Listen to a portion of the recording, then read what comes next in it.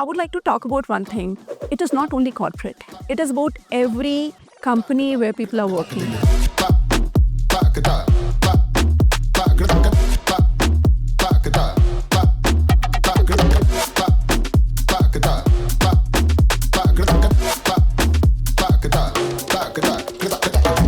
How do you see performance integrating into awareness and consciousness, raising an aspect of wellness of corporates? How do you see this integrating out there? Every time you're ignoring yourself, every time you're ignoring your good emotions to pursue something which is like a destination that one day I reach there, you're training your mind that this is what your choice is. And then when you finally, if you at all reach your destination, you have lost that capability to create those emotions, to experience those emotions. Physical, mental, and food, all three syncs together, and that's how the cycle runs. In work culture, I have a lot of pressure and I'm not balancing. It's not syncing. Today, I think a lot of physical, pillars of well-being focus a lot on sleep. And I think that's been brought to the forefront a lot as well. And I think everybody tells you to fix your sleep first.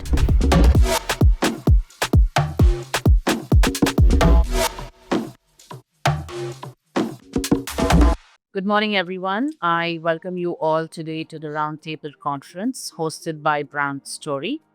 This is an exciting topic today with amazing panelists around me, and we are going to discuss something very important today, which is wellness at work, thriving at teams. And today's discussion is going to be more about understanding the corporate wellness from different aspects. And having so many different panelists from different backgrounds, I think today's discussion will also span around of different dynamics. Like the study shows that there is a 94% of increase in productivity in the corporates when there is an aspect of wellness which is being introduced. And there is a 21% of shift in the mindsets of employees when there is assistance programs and, when there is wellness which is being prioritized.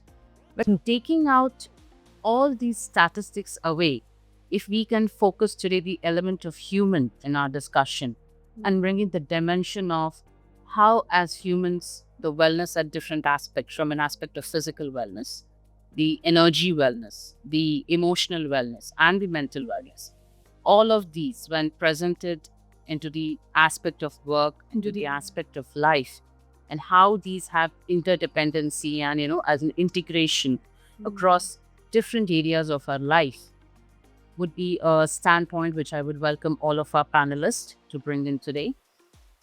To start with, let me introduce myself. My name is Anushree Jain. I'm a life coach and founder of Padne Oasis. Padne stands for Path to Awareness and Discovery with Mystical Energies. And my tagline is, I help discover yourself. In my coaching sessions, you would find a space where I integrate an energy-based coaching with thought-provoking questions where your energy patterns, your thought processes are discovered to maximize your own potential. So I'm excited today to welcome a wonderful panel of panelists present over here. I would like to start on my extreme right, Pradeep Mehta, yoga acharya and founder of Samsara Wellness. Hi, everyone. Basically, I'm from Rajasthan, settled in Bangalore, from HR background to a yoga acharya and yoga acharya to again a founder. The journey has been lots of ups and downs and a lot of learning from corporate world. Again, learning of spiritual path and the wellness path, and again getting into this, giving it back to the community of corporate life. That's what I'm looking forward right now, and bringing it a brand under the brand name Samsara. We are trying to get some holistic platform where he'll be giving back to the community in a various ways, like yoga, meditation, Ayurveda, and mental health. So that's what we are trying to bring in. That's about now. Thank you, Pradeep, for your wonderful introduction. Moving next, on my left, we have Varun Kaul, a visionary counseling psychologist and a motivational trainer, and also a founder of PEAL. Would you like to elaborate that one for us? Sure. Thank you, Anushree, for that. Like you said, I'm a counseling psychologist and a motivational trainer. I was in the corporate sector. I got the courage to allow myself to believe that this is not where my heart belongs. And I got lucky to figure out where it is. And I came down to Bangalore to study psychology. And after that, I've been practicing therapy and training for more than a decade now. And that's what PEAL is all about, allowing people to get closer to what they really feel, get closer to understand what they're doing, and hopefully lead more meaningful lives in the process. So that's what it's about. And thank you so much for having me here. And I hope to have a wonderful discussion with you guys and hopefully bring more awareness and more information to people out there so that more of us can lead more fulfilling, more happy lives. And I think that's the whole idea of what we are all striving for. So thank you. Thank you, Varun, for such a passionate introduction about yourself. We have next panelist on my right, Dr. Sapna Priyadarshi. She's the founder of Yo.Fit. Would you like to introduce yourself more? Yes, thank you, Anushree. Thank you so much. Well, what to say? If I talk about myself, I can say I'm from North, but I have lived across the country, so I'm a Bharatiya. First of all, wellness is something like I can say it's in my blood. How? Because my first yoga guru was my father. He's no more today. But we never paid attention when he used to do. But a time came when I realized, wellness is really very, very important. I've seen my colleagues, my community members, my friends, they were suffering like anything. And especially, how can we forget about Corona? That is the time when we realize the importance of this wellness, mental wellness, physical wellness, and, even the small children, the society, the elders, everybody is suffering. And when we talk about corporate wellness or corporate world, I would say they are the ones who are actually suffering most. Corporates are actually talking about or thinking about money minting. Sorry to say that. Yes, that is what the bread and butter is. But the way they run their life, how can we forget so many suicides which are happening every day or the other? So that is how I pitch in, and I work with corporate people. I work with communities. I work with so many people about their mental health, about their physical health, with a holistic approach. As I'm a doctor, I have worked on brain. I have worked on, visions where you can visualize. Visualization and self-talk can actually heal you. Yes, trust me, it can heal you. And that is how I work with my clients. I work with corporates. And I think we will take up in a very good way this particular discussion. And thank you so much for making me being here. Thank you. Thank you so much, Dr. Sapna. It was quite an interesting introduction to see so many things which you have been doing for so many years. Thank you for that wonderful introduction. Thank you. So today, not the last, but absolutely a wonderful panelist sitting on my extreme left, Divya Khanna, Director of CRM from Human Dynamic Group. Yes. Divya, would you like to take up and talk something more about yourself? Sure. Thank you so much, Anushree. And it's a pleasure to be here with all of you. So I oversee client relationship at Human Dynamic, and we at Human Dynamic provide a lot of integrated learning, coaching, well-being, leadership development solutions to our clients across in Asia Pacific. So we've been operating for almost 30 years now, and I've been very fortunate to be with the group for, I think, close to 12 years now. In different roles, being a therapist, a counselor, working with our clients at their client organizations, helping, them move, in terms of how they are doing, in terms of their mental health and well-being, to actually working with leaders, helping them to really develop those skills and team kits so they are able to, be there for themselves as well as for their teams. And then, of course, looking at it all from a very macro perspective, where you see how, as an organization, you can build this culture of well-being, how you can actually work towards a lot of stigma and then try and break that in terms of building awareness and being more, a well-being driven culture. And I would definitely say that it always starts at the top with the leadership. So that's where a lot of our work lies. And I work with my teams across in APAC to see how we can drive a lot of these well-being programs, leadership-led programs, so that we're able to really achieve what our clients would like to achieve in this space. Thanks. So that's more about myself. Yeah.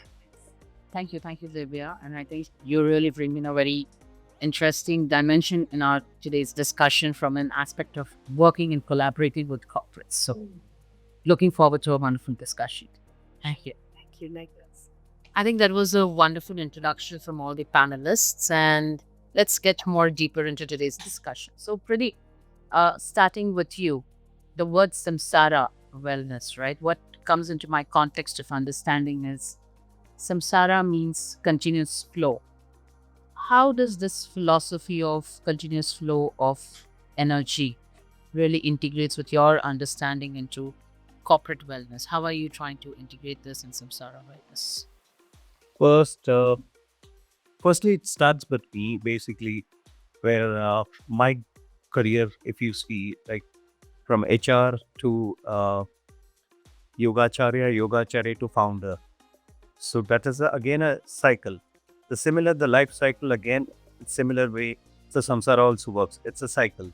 In the similar way, what I'm bringing in terms of giving back, like what I've learned, teaching, and now giving back to the same community. Okay, so similarly, the pattern is always same. And samsara, and that's how I like the name samsara, and that's how the vision started for me to bring the concept of three things always, which matters a lot when it comes to the wellness.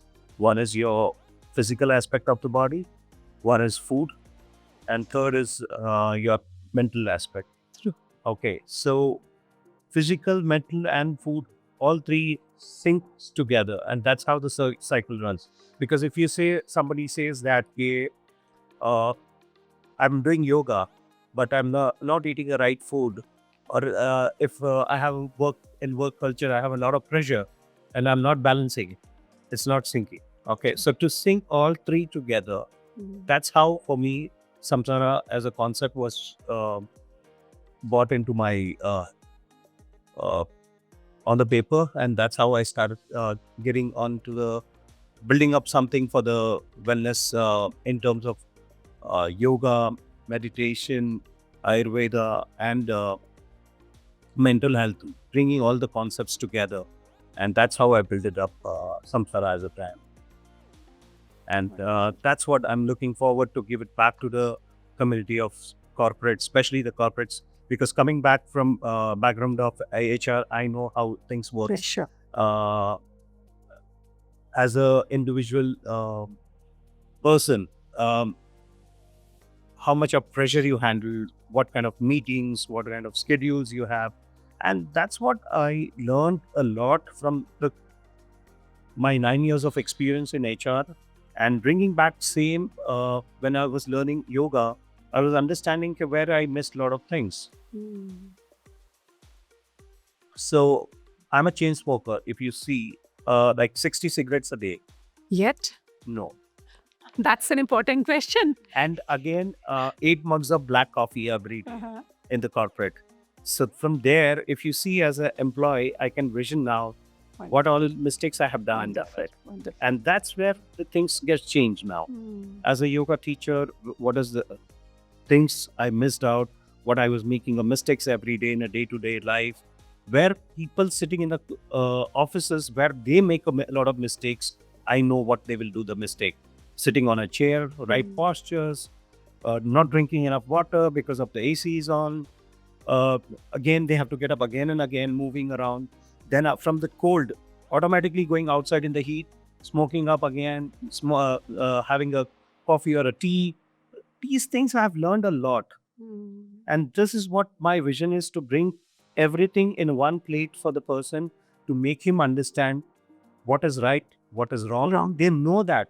But there is a saying that you need to every time have a chabi to give them a key chavi, so that person keeps knowing that okay, this is again and again he's making a mistake. And that's what I'm doing in the app also, that I will give a notification every time you're doing something mistake.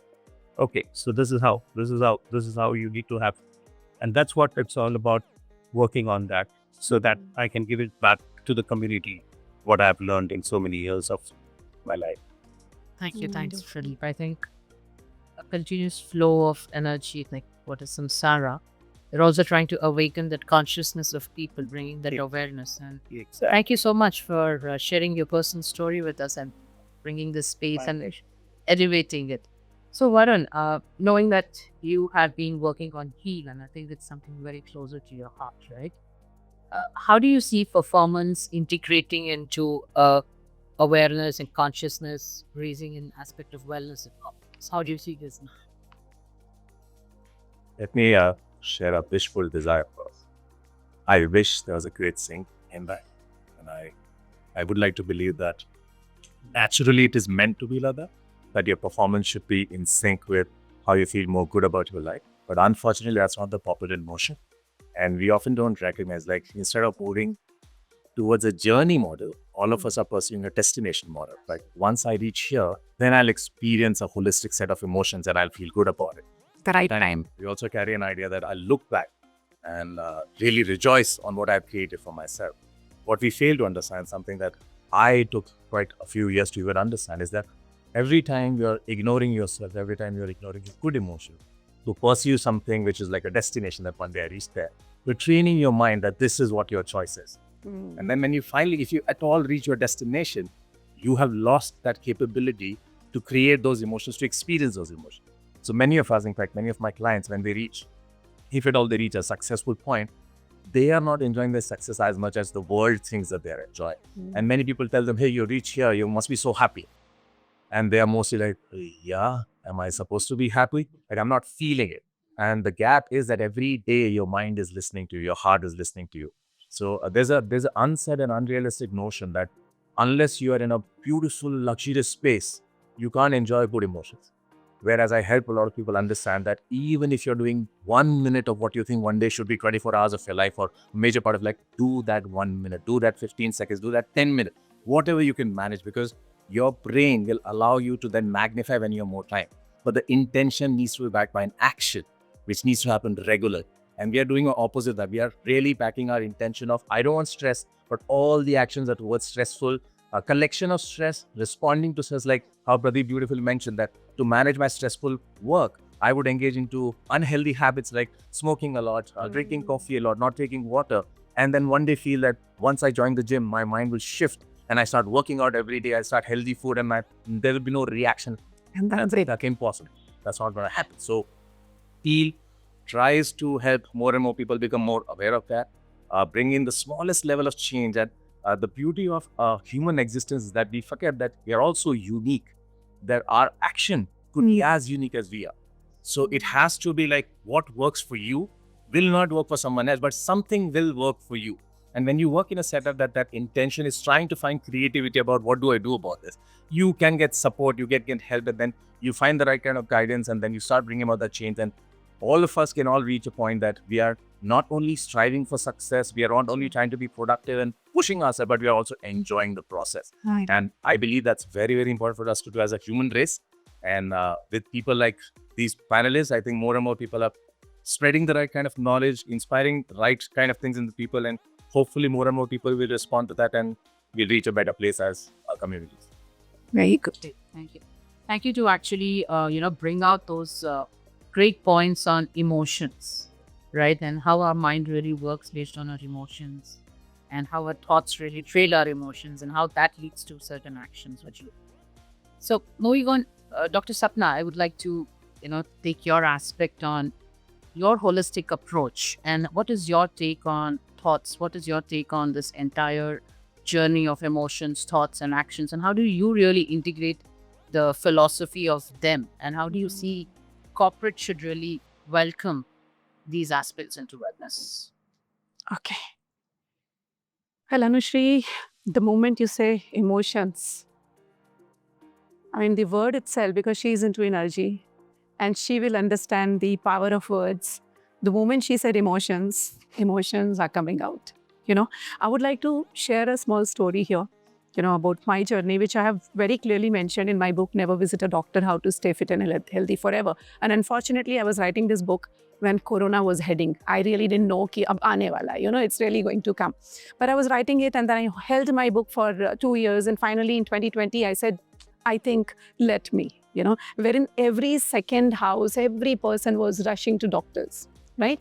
It was a daring action of mine to really release that book, Never Visit a Doctor, at that particular time. But how I came into wellness and how I connect this, the holistic approach with corporate world, I would like to talk about one thing. It is not only corporate. It is about every company where people are working. Talk about educationist. I have been educationist throughout my life.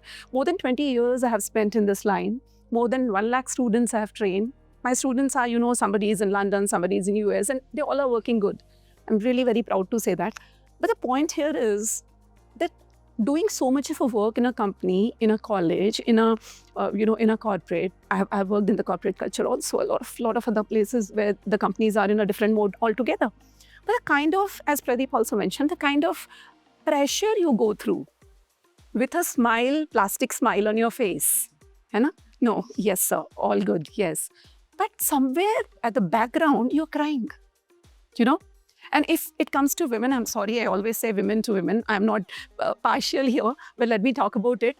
You all will agree that yes, women go through a lot at home, in the office, because they have to manage both. Even male members also go through a lot. There's no doubt about it. But if I talk about women who are working in corporates, they really suffer a lot because of many things.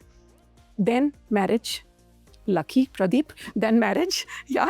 After that, kids, home responsibilities, and office at the same time. Bhagna hai, you have to go reach. And you go through a lot of mental trauma, right? When I talk about myself, I don't really feel sharing that I have also reached that moment where the stress was like, honking on my head. When I'm on the stage, when I'm teaching, when I'm giving, when I'm delivering my lectures, my speeches and all, even if I have 103 fever, that will go away. My staff, my colleagues will say, look, ma'am is there. Now she doesn't know that she's suffering from 103 fever. But when she is on the stage, because as he said, that passion.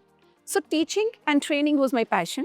Wellness is my came passion later. But that particular time, that was my passion. So when I'm on the stage, no fever. Where it is gone, I really don't know. But the moment I come down, that stress will come back again. So the moment came where I was almost into a depression. And one day I ran to a doctor. My kids were very small that particular time. I went to a doctor, pediatric. Because who will you talk about it? You don't feel like talking to anybody that, look, I'm going through a stress because of my work, because of my home, because of so many responsibilities. Though you are earning good, as he said, what you're earning, that doesn't matter. The happiness, that matters a lot.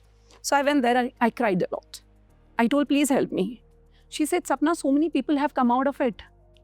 Please go and meet so-and-so person. Next to her clinic, there was one more clinic, psychiatrist, psychologist. I took the suggestion, went there, sitting in the lobby area. Doctor comes out, tells me that, Sapna, just give me 5 minutes. I'm with somebody else. I said, okay. Inside, my heartbeats are going up and down. And then I started talking to myself, introspection, which I think everybody should do. I said, what the hell I'm doing to myself? Is it what I am? Self ka nikalna bahut zaruri hai, that you have to get out of your, that am I really happy? Then I said, is it what I am? Those 5 minutes changed my life. Without informing anybody, I just came out, drove my car, came home, cried like anything. So sometimes you should cry louder. You should laugh louder. In corporate culture, we are not allowed to cry. We are not allowed to laugh also. Plastic smile all the time. So much of work pressure is there. But then that is the moment which changed my life. I got into meditation. I developed a series called Neuro Healing Meditation, which is NHM, which is called as an H&M series. Now, what we do is we, even in the corporates, when you're sitting, as he mentioned one point, like, you're sitting whole the day, working on a desk, continuing your work, taking a pressure. But nowadays, the good thing that I'm noticing in corporate is that there are, a standing desk also where people are working. You are putting, आप यहाँ से चाबी लगाओ, वहाँ से चाबी लगाओ, यहाँ से कोड़ा मारो, वहाँ से कोड़ा मारो, it is one and the same. Whether you're standing or sitting, your brain is working 24/7. Even after that, when you come home, there are calls. I've seen my friends who are working in the corporates now. Lucky I'm not working. I'm following my passion. So from there, I took it as a, I said, okay, my dad used to do this. Let me follow it. Meditation, mental wealth, wellness. I started, training the people all around me. I started using for myself. I started talking to leaders. When I saw their life is changing, I took it as a career completely. A complete passion went ahead. So what I suggest to these corporate people also, even the companies also bring, see, every company has a CSR, that this percentage you have to spend on the corporate health, and they do it. But what happens, all these programs happen just as a, I would say as a process, that okay, this is what is happening. So I'm really lucky to meet all of you who are thinking the same wavelength, that we should bring in a different way altogether on a plate, wherein we can help these corporate people also, and we should do regular programs for them in a, not in a routine manner, in a different way, the way we talk about, like NLP. For example, I also deal with NLP. I also use hypnotherapy into my, she is into pranic, I'm into Reiki. So it's not that we, look, because I'm using Reiki, I will charge different, costing from the corporate or client. No, let us use whatever we know. He is acro yoga, whatever kind of a yoga, whatever kind of a talent that we have, we should actually pour that into the corporate culture completely. We should use every kind of a thing. We should not bring different programs by saying, okay, if you buy this, this is what. If you buy this, this is what. I think that is what the real holistic health approach will come together, right? Get into it, get into spirituality, and I think we should all join hands and change the corporate world altogether. That is what I try my level best, Anushree. Thank you so much for asking this so close question to my heart. Thank you, Dr. Sapna. And I think it was a very powerful sharing. And thank you for sharing your story in this trusted space again. So, Divya, this brings me to you. Like she mentioned, like most of the corporates want to just have a tick mark out there. I'm sure you are dealing day in, day out with employee assistance programs with corporates. So, what is the philosophy of EAP, and how have you been seeing this shifting in last few decades? And do you think it's been working? And if it is, what is really working? And if it is not, what really needs to change there? If you can just share some insights. Sure. That's a really good question. I think looking at it from, I'm biased because I'm looking at it from a very corporate perspective, because I'm in an organization and we work with a lot of MNCs, we work with a lot of corporates, big headcounts across in APAC, a lot of MSMEs, a lot of startups as well these days. But I think when it comes to this program and the whole employee assistance program that we're talking about, I think, we have enough and more studies which are also calling out as to how we are seeing productivity increase because of support like this that's being provided to employees. I think there is enough and more evidence which is also calling out that how presenteeism, absenteeism levels are reducing, and also how stress levels or burnout levels are reducing as well. Is it enough? Are we moving in the right direction?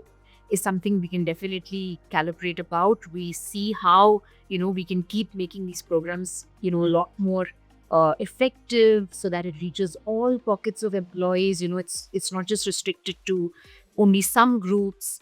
But I think as an organization at Human Dynamic, we realized this almost, I think, 2 decades back, that somewhere the word EAP wasn't sitting well with us, purely because of the assistance terminology that was part of the whole program language.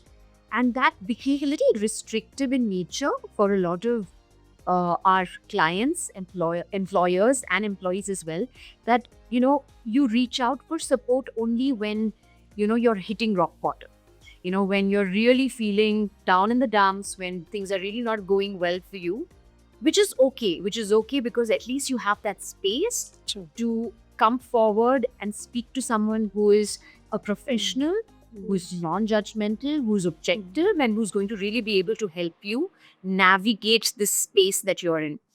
But then when we started re-looking at the whole terminology of these programs at corporates, we started receiving a lot of positive, affirmation from our clients that, okay, well, this is the industry terminology, EAP. It's really simple. We just call it that. But probably we can try and shift and see how we can rename these programs, which is EAP, within the organization. So we have so many, organizations now who have such beautiful initiatives called Flourish, Thrive. It's all about wellness and just, being a better version of yourself. And we at Human Dynamic coined it as work-life coaching. And we also very intentionally use the word coaching rather than counseling.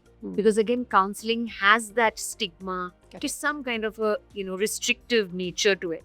And that's when we also started seeing that, okay, when you actually play with words, you position certain things, that's where, marketing comes into place, with, of course, the right mental health background professionals and experts who work with marketing teams to really see how you can position something so that perception is really changed, right? And that's where you see that a lot of employees, okay, what's work-life coaching, or what's Flourish all about? What's Thrive all about? It's all about enhancing or being better than what I am currently. It doesn't mean that I'm not okay or I'm not doing well. It's simply like, a pencil that you write with. If you sharpen, you write better, right? So you're just sharpening your skills to see how you can enhance yourself better and, be a better version of yourself. So I think how it's working is, it's definitely, we've come a long way, even in the APAC context, even in the India context, where we're seeing more and more employees. We're seeing a gradual increase and an uptake in the utilization. And we're not just restricting it to only, the one-on-ones that happen with a mental health or a professional. Now, again, your coaching involves all aspects of your life. It involves your personal transitions. It involves your work-related transitions. Maybe you're a new manager, and being a new people manager, you may be really good with your technical know-how, but perhaps this is the very first time that you're going to be interacting and leading people. And that comes with different skill sets. Agree. Right? So any transition, be it a new joiner, be it a new parent, a new mother, it can be, you're relocated to a new city. So a lot of these transitions come with adjustment, hiccups, acclimatization issues. And it's okay to work with a professional who will help you adjust better. Right? So I guess with a lot of efforts, consistent efforts, we've seen that, people start opening up to, solutions. And I'm sure, a lot of us here would vouch for that. When you go out there and the kind of, analogies or storytelling that you use, it's a different perspective that really kind of opens up. So yeah, I would just like to say that what is really working is when leaders also advocate well-being, when they play that pivotal role of running and championing a lot of these, EAPs or these well-being initiatives in their organization. Sometimes it may just be a tick in the box. This is something that we need to do. I know post-COVID, a lot of Indian corporates had to mandatorily sign up with an EAP or have a mental health, counselor or psychologist or a professional as part of their team, or at least have them visiting quite often. But I think we're getting better, and I think it's very reassuring to see how corporates and leaders are playing that role. They are being vulnerable. You are hearing a lot of leaders, being very authentic and talking about their mental health, areas that they've navigated themselves. And I think that speaks a lot. When you see a leader that you work with actually walking that talk, opening up, saying that, look, what, this is something that I'm going through as well. This is how I'm navigating it. We're figuring this out together. And, I can learn something from you. This has been really transformative for me. Why don't you try this out as well? I think that makes a world of a difference. So I think those are, the shifts that we're seeing, which is very positive and reassuring. Yes, agree. Thanks, Divya. And I think I just want to take some time to I think you did mention some of really powerful insights. And I think one of them was counseling versus coaching. Just to give a context, coaching is a space where people actually find their own solutions. And counseling and mentoring is more of you giving your own experience and giving solutions. So I think coaching is a very powerful word, because I think that empowers the other person in the opposite side. So, hey, I'm there, I'm just being navigated from point A to point B, and I will figure out my own solution. So I think that's a very good transition from an EAP to a work-life coach. And I think you also brought a very excellent point on leaders being authentic. shifts might pivot to Varun. So, Varun, knowing what Divya just mentioned, if leaders are being more vulnerable, they're trying to be their authentic selves. How can this be connected to the other dimension of the corporate of, performance, efficiency, uh, get the work done, meeting the milestones, right? So that the whole performance based, I need to get this thing done. But at the same time, I want to be vulnerable. I want to be authentic. I want to be really going out there and saying, hey, I went through this transition. I went through this journey. And you're also going through this. But at the same time, how can I manage that efficiency, that performance? Then the cycle of March where everybody is all hyped up about the performance, the rating, right? And they're talking here about authentic self. Can you just pull some light? And how does PEAL really work? I think that's a very interesting and very important question.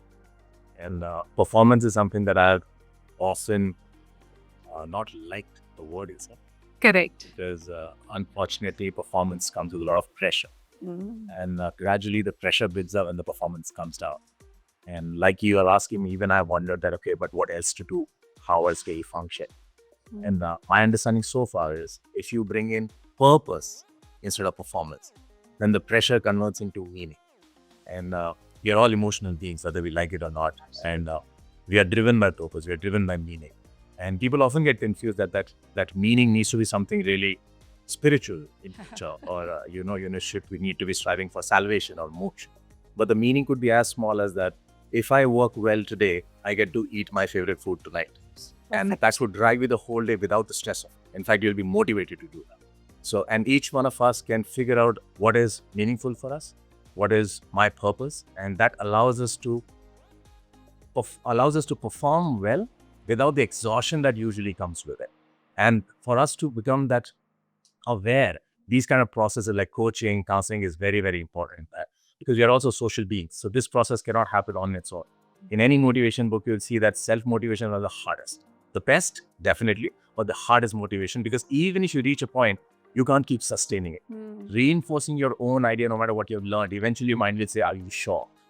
Because you're doing it on your own. So unless someone else comes and tells you, this is helpful. That's why as we learn, we need to pass on that information, see more results from other people so that we can keep doing what we have done and grow with them. So being a social being, being an emotional being, that's a fact. And if we recognize that, I think we can grow better, we can function better. But if we fail to keep suppressing it, we keep supporting this idea that being vulnerable is your weakness, and this is not who you are. Distract yourself, then it will probably work for a while. But gradually, as I keep telling anybody, that negative motivation has one problem, that eventually the motivation rise down, negativity stays. Correct. And then it's not very easy to then start shifting that, hey, I'm not okay, I'm not feeling okay. I even understand why I'm not feeling okay, but you have trained your mind over the years that this is what you have accepted. You can't just suddenly one day shift unless you have like a life-threatening experience or you get through. So, and you can't organize that. You can't orchestrate that this is what I need. So support and help, very, very important. And like what you mentioned about counseling and coaching, just a clarification from my side. My view of that is very, very different. I believe coaching usually is more mentoring. Because you need to reach a certain level, and to push people into the course that they want to achieve in their life. Therapeutic counseling, because counsel word is advice giving, but therapeutic counseling or therapy, like we like to say, is allowing the person to empower themselves, figure out their own questions, their own answers, so that this ability to respond to life, to respond to stresses, develops in that person, and they are able to function better and better. And many of us, especially in a country like ours, lack that capability, not because we don't have the potential, because from the daily upbringing, early upbringing, it's never brought into our life. And when I was talking to a friend of mine who was in the psychology background, because I figured human behavior psychology may be related, because I come from a background that psychology is only for women or guys who are not smart. That's the background that I came from. Not to be very honest and very true about it. And then she said that what you're talking sounds like counseling. And I was like, you mean engineering admission counseling? Because that's the counseling that you, that other went for his engineering. She said, no, counseling people. What do you mean? Like, people come and talk to you, you hear them out. This is what? Like, it happens? They're like, yeah. And that's how I came to Bangalore, studied in Montfort College. And I was so scared of leaving my lucrative idea of a career, the security, because I was a financial analyst, trying to do my MBA, investment banker, the most lucrative process. How can you let go of this? Go into something which is absolutely confusing, uncertain, and now already there's a clarity that there's never going to be money in that. Even if you do something, you will not gonna earn. So forget having your coffee, forget going to a 5-star, buying the clothes.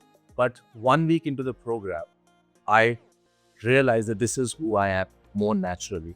And I had reached a point that when you are pursuing something which is more natural to you, you are capable of creating magic. You get into that zone, you get into that context, and something else helps you from within you.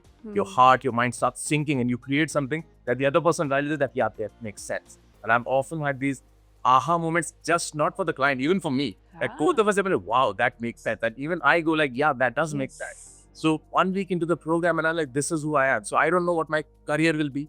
I don't know if I'll ever get money, but doing this and somebody is benefited, I feel already great about that.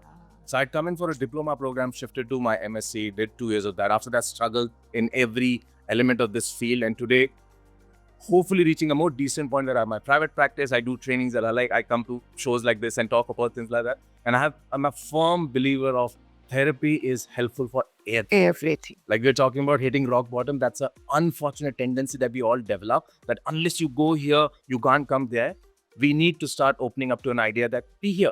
This is not bad. Correct. Handle yourself. Go up. There's no problem in being in the middle and then going up. You do not need to hit rock bottom. Like you don't need to have a broken leg to start healing your leg. You're experiencing some pain, or even if not, you know you have a leg. Correct. You know you have a body. You know you have a heart. You need to take care of it. You do a little bit of that every day. Your mind, your heart will guide you more and more every day. It will grow. And this is not to say that you should not perform. It's also to understand where is the stress really coming from. Many of us don't understand it's not the physicality.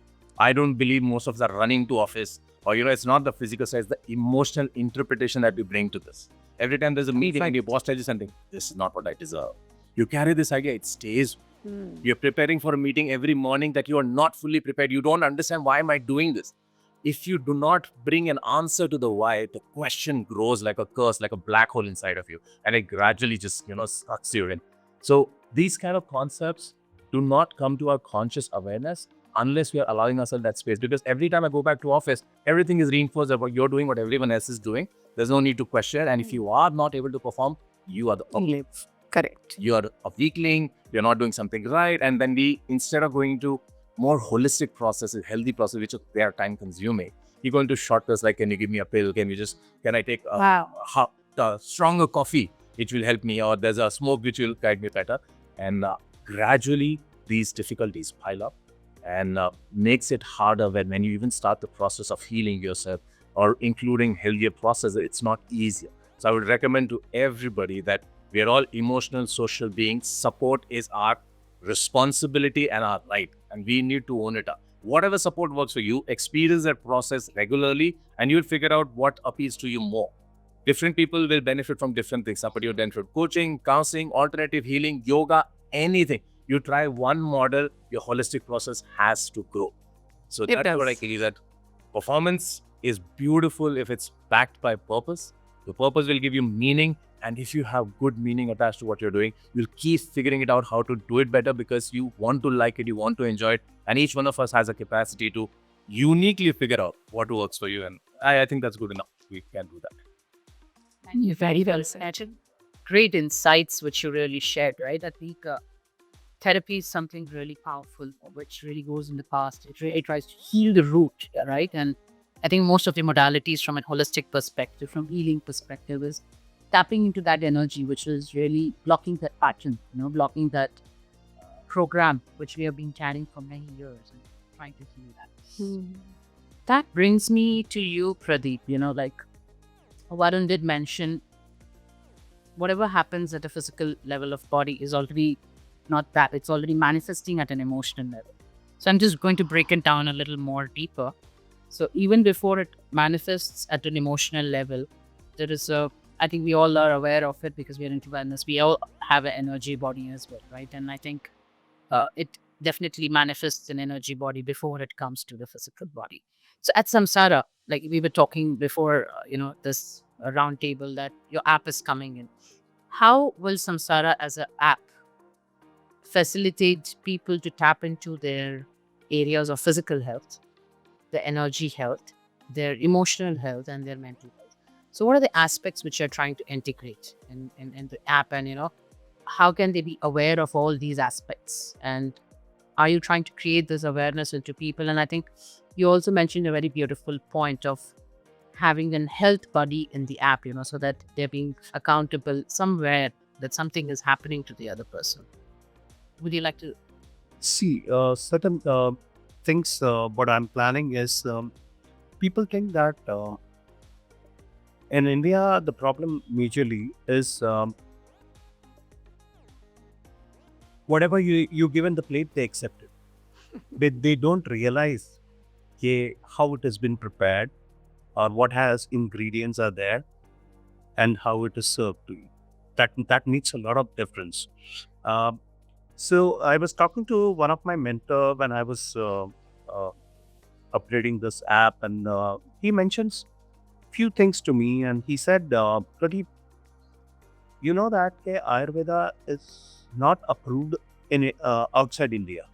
Like people don't Understand this. give them more value to Ayurveda. So I was like, no, I was with not know that much. Okay, they don't. There are a lot of people out there who believes in Ayurveda, but officially it is not approved. So he said that you need to change the mindset and the concept with the same purpose. Okay, so keeping in the mind the Ayurveda and changing the front end of the terminology. Basically, same thing you're giving in the plate, but in the name of nutrition, in the name of uh, different words you can say, you can serve them the same plate. Okay, so that is how I'm changing the things. And very important thing is that serving with that also you need to have a research based Correct. everything. Okay. And that is what my main motto in the app has been, like, whatever I do, everything is research based. Okay. Even if you lift your hand up and say why it is that, yes, it is research based, why it has been like that. So all the modules, what I'm creating the services like yoga or meditation or Ayurveda or mental health, everything is going research based. So the people should understand what they are doing, or somebody is talking.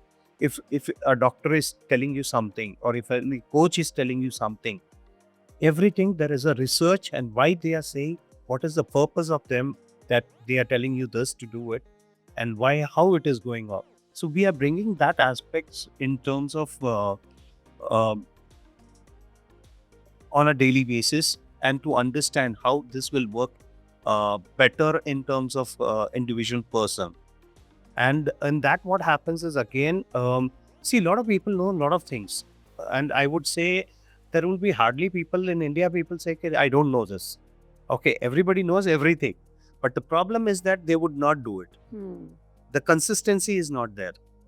And what I am trying to bring is that for every purpose, I'm trying to make them responsible, so that, okay, yes, this is what it is, this is what you have to do. So that, as you mentioned, that the word that what I'm creating is a buddy. Buddy is again a responsibility of the other person to make sure that, okay, how that person is going through.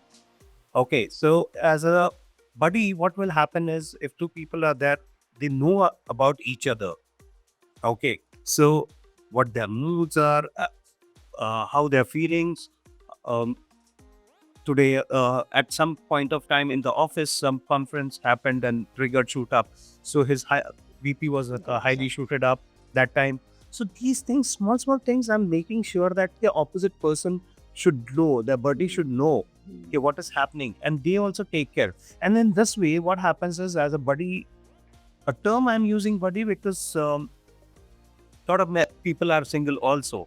But main motto is to bring the couple also together more closely in this way. Okay, so that a couple can understand what my partner is going through, basically, and other person also can understand what she is or he is going through. So based on that, it makes a lot of difference when understanding is there. And especially when you're going through the office, a lot of things, uh, your partner should know when you're coming home, how to react, how to behave. That makes a lot of difference to make him comfort. And the comfort zone is very important. And that's what my uh, motto is, to get people the best to best services, small things. I'm see today people can create an app. It's not a big deal. uh, as he was mentioning that AI is there today, to everything is easy to do it. But see, small things, when you integrate now, very minute things, people don't focus on that. And that's what I'm focusing more on today. Yoga teachers are, a lot of yoga teachers are there. uh, uh, I go to a guru minimum who is like, my teachers are minimum like 40 years of experience. Then only I go and practice. Makes sense. Okay. So my teacher, one of my teacher, I've been doing a trikonasana, let's say, triangle pose for almost 15, no, 10 years. Before 5 years, I met him. So I used to do the triangle pose and I used to teach. And I've been training the celebrities, to be very honest. Same pose, same thing. He just, I went to him and I did this posture, and he, small skin, he moved out. My complete posture was changed. So you can understand that small things, minute things, how makes a lot of difference in the posture. So imagine that small things, how it will make a difference in your day-to-day life. And this is what it is important is. So that is why I said, okay, people know everything. Still, you need to hit them at the right time. Again and again, this is what it is has to be done. And that is why the buddy concept also has been introduced for, I'm introducing. And as well as in a day-to-day life, people get the notification of everything. I'm not giving them an option whether you need it or not need it. You will get it at the end of the day. Useless, you can say, notifications which are not required or mandatory, that we are suppressing, but which is required, we will give them, so that they should get to know that they cannot opt it up. Because most of the people, "Nahi, this is not irritating, this is what," but irritating, but that will save your life somewhere, somehow. And that is what I'm integrating into the app. And that's how I'm trying to bring as much as things are possible, um, um, to give a community back. Thank you. Thanks, Pradeep. And I think there's a very interesting point where you said that you're trying to focus on the small nuances, right? And I think the small changes will actually be more impactful at long term, to see the long term result. Divya, this brings in a thought like what just Pradeep shared. There are different modalities of wellness, like it's Ayurveda, it's yoga. We have healing modalities, we have therapy.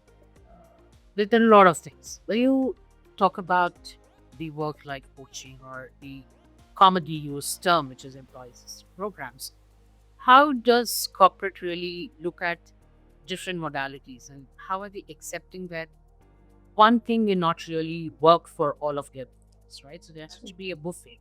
Like I may resonate with the energy, he may resonate with therapy, somebody else may resonate with the hypnotherapy, somebody may resonate more with yoga or maybe an Ayurvedic treatment.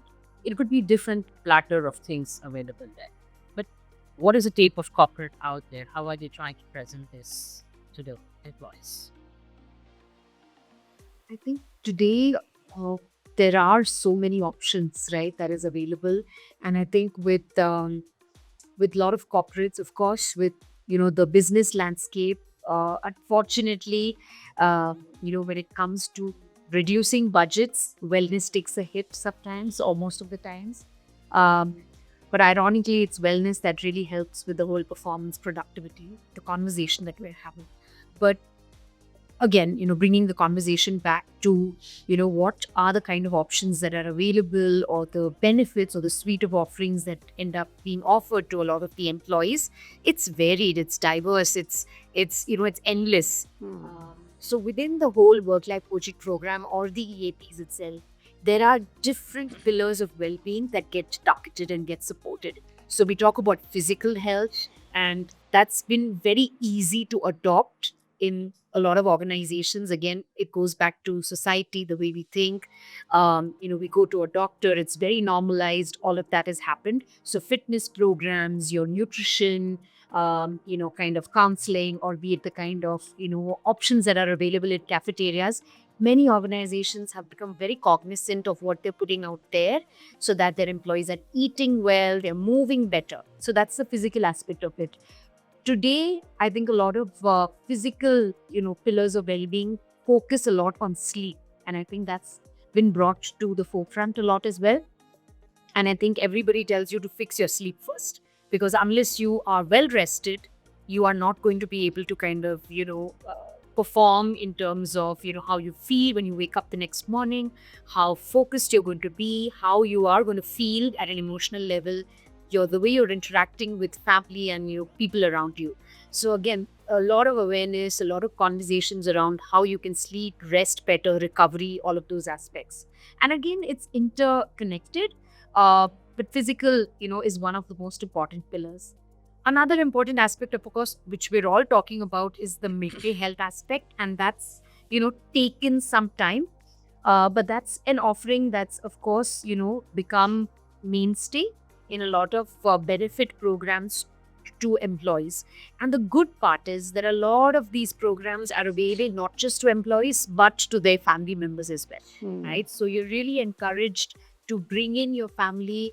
There is going to be conversations around parenting, on how you can bond as a family, how you could really, manage, your time effectively together, spend more quality time. So a lot of programs like your awareness conversation sessions, or be it on-site activities, you're welcomed to bring in, your family and your friends to come back. Sometimes pets too, and that's becoming very nice. And we have that huge community in Bangalore as well. So apart from the whole physical, mental, emotional aspect, as well as to how, we are building this muscle, resiliency muscle as well, right? I mean, how do we respond, to any kind of threat or stress that comes our way? And you build your ability to bounce back, right? And also somewhere prepare even before any kind of adversity hits. How can you work on your anti-fragility kind of mindset as well, and moving beyond resilience. So emotional is also catered to a lot. You have your financial wellness as well, right, which is another very integrate or important pillar. And again, this is also very easy because you bring in a lot of conversations around budgeting, managing your finances, and it gets spoken about, very often these days. But I think also the shift in the kind of content that we are covering is very nice. And it's, we're moving beyond a lot of biases. We're talking about how, women can understand finance better. They also invest well. So it's a very, inclusive kind of conversation around even financial wellness, financial management. So I think there are many, or wellness pillars that get talked about. Of course, alternative therapies, yoga, meditation, mindfulness, I think comes in under the physical, emotional, mental, all of these aspects. And I think there are so many options as well that, are available, like I said earlier. But the way they kind of integrate and, how it's kind of being shared or advertised, or there is a recall. And I think a lot of common themes that we're hearing in today's conversation is about consistent, efforts or small shifts which will have your big impacts, right? So again, even with a lot of these offerings that corporates have, which is endless for the employee, they're spoiled for choices. But I think it needs to be consistently brought to their awareness that, we are having this available to you, or you can, choose what you prefer, which mode you prefer, which modality works better for you, what topics work better for you. There are so many preferences. You can log into a digital platform and use any of these services. You can speak to a mental health professional at, at the comfort of your home. Correct. In whichever mode that you would like. You don't have to come in to a clinic or a counseling room or a coaching room to have those conversations. But I think it needs to be, consistently, communicated. There has to be a lot of recall.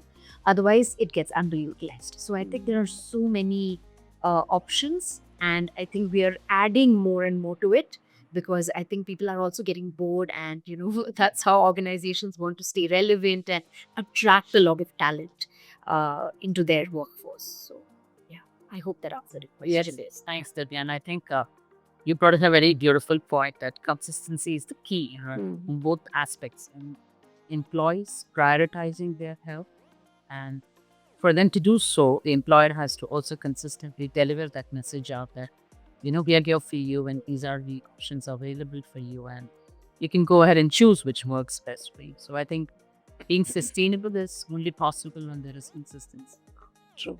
Yeah. So thank you for giving that point out. This brings me to you, Dr. Sapna, where you did mention in your introduction about NHM, if I'm not wrong, neuro Healing meditation. healing meditation. How do you see somebody getting benefited out of it, or what is it all about? If you can just Okay. See, first of all, the moment you talk about, like, people were talking about emotional well-being, mental well-being. He was mentioning about physical well-being, right? So this is the moment you say meditation, people say like meditation, spirituality, we can't do it. When he was mentioning a word spirituality, he was so right, and I wanted to, interrupt him, but I said, okay, let the right time come. So we have to understand spirituality is nothing but the ritual of the spirit. From there, the word has come spiritual. So what is a ritual? Your karma. It is not like you are going to light a diya every day, and that is what the spirituality is. No. So the ritual of your spirit, you have to follow correctly. Now, everything come into the emotional well-being. After that, only it comes to your body, energy body that you were talking about, right? Neuro healing meditation is basically wherein I have, written that in my book also. For every disease, after doing a lot of research, whether you're talking about high BP, you're talking about low BP, arthritis, diabetes, any kind of these, I say, like, every person, every family has these kind of diseases now. Migraine, thyroid, these are very, very common diseases in corporate world also, lifestyle, So these are lifestyle diseases. So I've done a lot of research. Even for each disease, I have given an NHM series over there in a writing form, but that comes in a, guided meditation form. So neuro healing meditation, meaning here I take people inside their head into their brain while my voice, and I say, okay, visualize your pituitary gland. Now, where is it? First, you have to coach, na? If I say, okay, visualize your pituitary gland. Now, you people might know, but if I talk to a layman, bhaiya, what is this pituitary gland? So first, you have to explain ki, bhaiya, your brain is like this. Show them your pituitary gland is like this, where it is located, what is the size of it, where is your pineal gland, why it is important, where the happy hormones comes out. Everything is this. Your Panchabhuta, 5 elements, they are imbalanced in your body. Because earth element, this is what if you see your skin, your bones, your muscles, everything is your earth element. Sunne mein, this looks like, it is just like a bookish language. But then you give them an example. When I go to corporates also, when I discuss about the programs and all, even their, CEOs or their leaders, they are sitting. So I just give them one particular example that, look, when a person dies, everybody knows what happened. But when you are alive, you see anybody has your heel tone, then somebody will show yes. I said, look, I have a scrubber here, come. I give a scrubber. I said, rub it. And the powder comes out. I said, what is it? It's your mud. So this is your earth, right? So you have all those elements, you have to balance it. So I first give that background to them. Now they know, and we know what you visualize, what you see. You must have seen on digital platform also. Look at this picture for 30 seconds, close your eyes, you will see that. So that goes into your subconscious mind, right? So I'll show them that, look, this is your brain. This is your pituitary, this is your pineal. Continuously look at for 5 minutes, 6 minutes, 7 minutes. Close your eyes. And then I start guiding them, which is there recorded, right? I said, okay, now get into it, breathe, focus on your third eye center, go inside, look at your pituitary gland that is responsible for all the happy hormones, which are daily dose. Dopamine, oxytocin, serotonin, endorphins, if we talk about those, right? In a layman language, explain to them that way. So that you think people who are working in the corporate are really very high culture? No, they don't even know all these things. So you need to train them first. So after that, I say, okay, go visualize that your pituitary gland is there, just like the size of a peanut. And look at this, how it is moving. And the moment it is moving, it is releasing just like a honey drop. Something is released, visualize that. So visualization is my subject. I did a research on it, right? Planning to send my paper to WHO. Let's see what happens. So visualize this, then go to your brain, tap your brain, pamper it, see it, clean it, shine it, go to your pineal gland, see how, melatonin is getting released, which is very, very responsible for your good sleep. Insomnia, people are facing this. So looking at what disease needs what, you go there. So that is how I have developed this NHM series. For each disease, you have that. Other than that, you talk about full body healing. Talk to your body. So I make people, practice this every day. Just lie down. It takes about 45 minutes to 1 hour. They keep talking to every body part. No medicine, nothing. And they are able to heal their diseases. I would like to bring in one experience here itself. A lot of clients who have actually faced this, a lot of corporate culture people have also experienced it. I had my heel spur developed. You all will know that medical term. I've worked with a lot of medical people also. So I was very sure that what is the problem, because you have a little bit of background, you have studied. So I knew there may be a problem of acid, uric acid. Did that test. So whatever tests were important, I have already done those blood tests and all. I have taken an X-ray also. And after that, I went to the doctor. So whatever the basic background is done, that is done. I went to the doctor. I said, by chance, if there is any fracture, by chance. He said, there's no fracture. You have developed heel spur. So heel spur is something like where the calcium goes and get deposited at that particular area. And it becomes like a little bone kind of a thing, which really hurts you a lot. You can't even walk. So almost for 7 months, I couldn't walk. It used to really hurt me like anything. And because of my schedule and all, I could not really focus.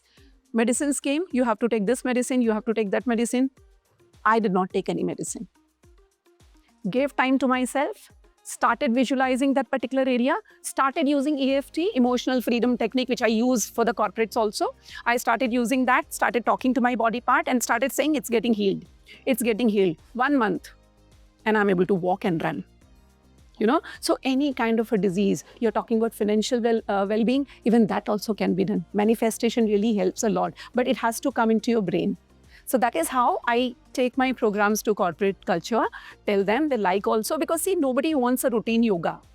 As he was mentioning that I saw that particular posture, and then I realized from yoga, Pradeep, just to mention you were talking about acro yoga, right? So there is something called spiritual yoga. There's something called spiritual Surya Namaskar. I'm the only one in the entire world that makes people practice. You must be thinking, what is spiritual Surya Namaskar now? Right? So every year, internationally, I do on 21st June when we have this International Day of Yoga, I make people do that and they go to a different world altogether. So yoga is something like they have to understand, go slow as possible. It is not like 108 Surya Namaskar, 1008 Surya Namaskar, 500 Kapalbhati. Let me tell you, Kapalbhati creates a very negative energy inside your body. Sorry to say that on public camera, I am telling you that. So every body has to take it in a different way. 20, 30, 50. And after doing every Kapalbhati, all corporate people, please listen to me. After doing every Kapalbhati, you should, suppose 50 rounds you did or 100 rounds you did. After that, you should always do a neck exercise after every round of Kapalbhati, because Kapalbhati is connected to your skull and there are nerves which are connected to. When you do Kapalbhati, you must feel that there is a sprain here. Not exactly a sprain, but there's a heaviness on your neck, right? There's a heaviness in your stomach. My own family member, my own relative used to do 500 to 800 Kapalbhati every day. And I know what happens. I told him, uncle, is no more. So I can give you hundreds of such examples. Let us not go by, what is shown. जो दिखने में बहुत अच्छा लगता है, it is very, very fancy. Let's go ahead with it. Don't do that. So we have to follow the experts who are sitting here and then use it. So this is how you were talking about NHM. So I explained how I take in my programs as Yo.Fit, when we do the programs for many people. Thank you, Dr. Sapna. I think you brought a very beautiful point of subconscious mind. Aggie, all of us will agree as a motivational trainer, what is the power of subconscious mind. I think we all, being in the space of wellness, we understand what it is. As we're just trailing towards, the end of today's roundtable, I just want to hear each one of you giving one takeaway for today from a wellness standpoint. What is that one takeaway you want the corporates to listen as part of this podcast? You know, what is that you would like to give out a message? Pradeep. Okay. Uh, see, for me, it's more of a a lot of people says a lot of things like मुझे time नहीं था, I could not do it, I could not go there, I could not be doctor. For me, it's only one word I would say is consistency. Because if that is there, if you don't do today or tomorrow, but consistency is there, you can achieve at any point of time. That is what it is. So for me, it's more of a consistency.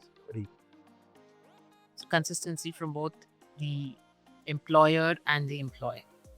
See, in terms of employer, still in India, I would say it needs a lot of time for them to understand things, because in India, anything people do it, they take for a grant and do it, not as a what is required as a purpose. Okay, they don't look at that way, because like most of the corporates, as we talking about a lot of corporates, but I have seen that various workshops corporate creates for employees. Yoga International Day comes, everybody's the corporates are in line to do some corporate yoga session to. But at the end of the day, I felt that it is like nothing is working. There is no consistency in that. True. So if you do today one workshop, after 8 months you do another workshop, where is it working? There is nothing working. So for me, consistency is very important when it comes to either employer also or employee also. Employer is why? Because they say we are taking care of the people, our employees, but in actually it is not. And that is what the consistency is required from their end. And as an employee, not for the employer, but at least for self, it is consistency is required on a day-to-day basis to at least keep yourself fit and to keep yourself happy. That is where it important is for me. So it's both ways. If you see, consistency is very important. So Thank you for giving out that message. Varun. Hard to match that, but let me try. Maybe I'll have like a 2-step suggestion or hope that I could bring in.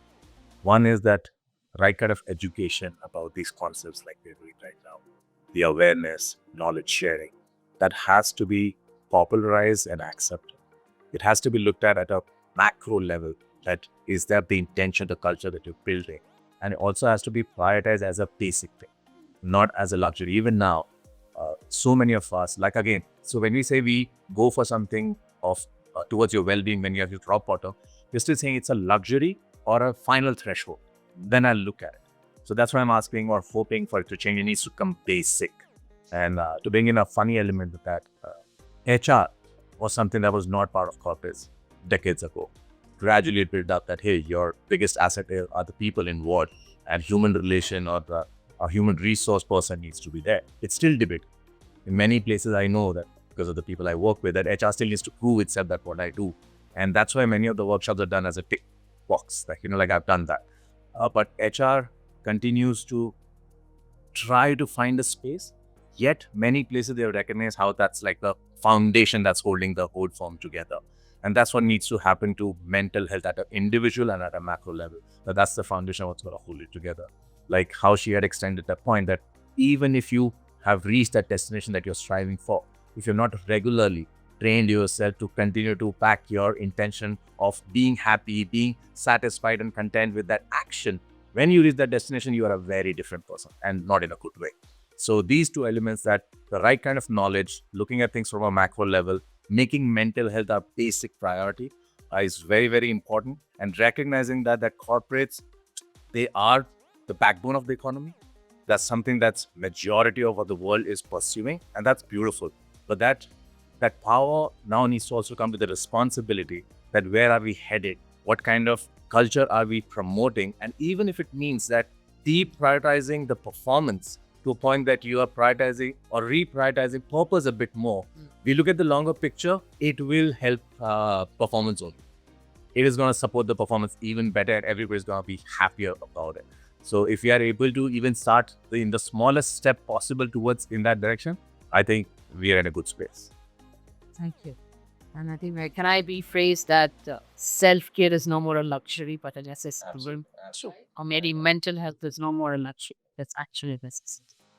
Thank you. Thank you for that. And Divya. Yeah. So my takeaway would be as to how, we're talking about workplace well-being. So how can we at the workplace be more compassionate and empathetic, right? I think we talk so much about leaders being empathetic, being more compassionate. It's everyone and anyone in the system, be it at the workplace, with your families, in social relationships, with ourselves, as well. I think just that little compassion, checking in on the other person, not being transactional, but actually being, purpose driven, focusing on the human that's in front of you. I think that's the biggest, focus for me. And I would really want that to be a takeaway, that start any conversation by just checking in on how the other person is doing. Just a simple, how you're doing today, or what's, holding you back from, doing what you're doing, or can we just chat about how your weekend went, just goes such a long way. Just connect with the person in front of you as much as we're so connected, from a digital standpoint as well. Just connect with the person in front of you. Be a little more empathetic, compassionate. Just think about them first and then kind of drive your agenda. Yeah, I would say that. Thank you. That brings to you, Dr. Sapna. Here, I would like to revert it. Let us hear Anushree.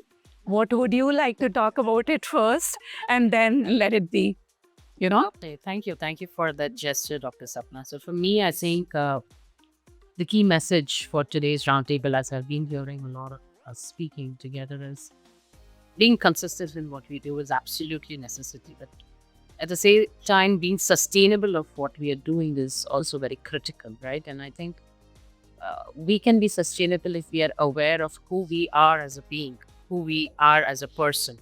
And for us to be aware of that, a lot of self-awareness, a lot of self-motivation, self-discovery is important. And I think that is only possible, like as you said, Divya, if I'm walking into a meeting room and I see 2 faces are not really great and 3 faces are really happy and cheering, I'm definitely going to focus on the other 2 people and try to understand what has caused this imbalance of energy up. Have that conversation. Be aware of what is in your surroundings. Sometimes we are aware, but we just function so much like the horses with 2 blinds on the side, that we just are focused on the objective. We want to get the things done, but we just derail human emotions. We just derail human aspect of being present there as a person. So I think being aware of that energy around us, that something is not right, so let me help in a way. Something is really not working well, so let me just go back and correct it, rather than always thinking of how can I take 10 steps further, if I can take 5 steps back and try to recorrect certain things. I think that would be my key takeaway to all the people at aspect of well-being, because moving ahead is a great thing, but taking few steps back and understanding where am I now, introspect. where I really want to be next, is what I want to give out as a message. Very beautifully explained. We were like looking for let hear her what she wants to. Thank you so much. Well, if I have to say something, then I would like to start with one particular statement. Charity starts from home. Charity starts from family, right? So what is our home? This body that we are in, this is our permanent address for this life. Quote unquote, this body is our permanent address. If you make it uncomfortable, the soul will leave. Definitely, right? So let's try to make it comfortable. Consistency, yes. Focus, yes. Talk to everybody, yes. So first, I should start taking care of myself. आपने एक statement सुना होगा, I'm sorry, I would like to make that. दूसरों को mask पहनाने से पहले कृपया अपने मास्क स्वयं लगा लें. In the flights we hear that, right? So first help yourself, then help the others. So therefore, let us take care of ourselves, regularly practice, talk to people, help them, be positive, and never ever try to attract the negative energy. It is very easy to preach, difficult to practice. But yes, because whatever kind of energy you are surrounded with, the same kind of energy will come to you too, right? So just make your body, your mind that, that intelligent, that strong, that happy, that positive, that entire kind of positivity will come to you. And whether you're working in a corporate or you're working in a company or you are not working, you are at home, you will be leading a very happy life. So, my dear friends, maintain your body with yoga, meditate, and decorate with meditation. That is what I say. And this is the best medicine to really get cure. Never visit a doctor. Thank you so much. Thank you for that talk, Dr. Sapna. And I think it's been a great talk with all of you here today. And I think we had to go beyond just be panelists over this. Yes. Right? And I think the connection and the point is beyond that with the kind of conversations. Correct. We all share the similar thought process and the mindset. So thank you for all your presence from bottom of my heart. And thank you to BrandStory for organizing this and for such a pivotal topic which needs to go out there. And I would really encourage all the people who are viewing this or hearing this to have this conversation as much as possible in your setup of work. As you said, even it is your family, right? Have these kind of conversations as much as possible. Explore wellness at different aspects at your life and thrive at it and look forward to take care of yourself. And I think the closing statement, which sticks to me based on what Varun said, and I interpreted is that self-care is really not a luxury. Correct. It's that absolute necessity. So please stick on to it. Thank you, everyone. And thanks for being here. Thank you.